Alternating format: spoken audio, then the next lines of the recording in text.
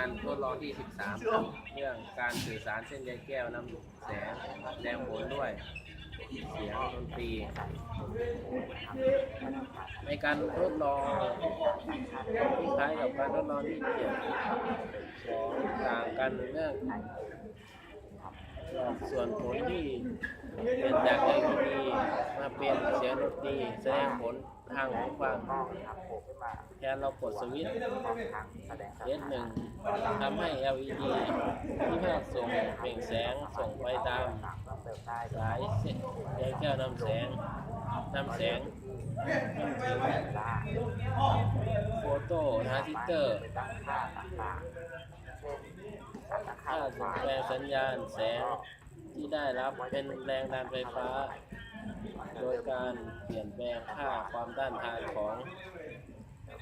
ตัวของแสงที่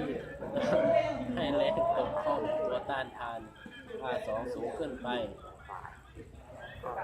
เรามาดูการทดลองนะครับว่าตัวกล้องหู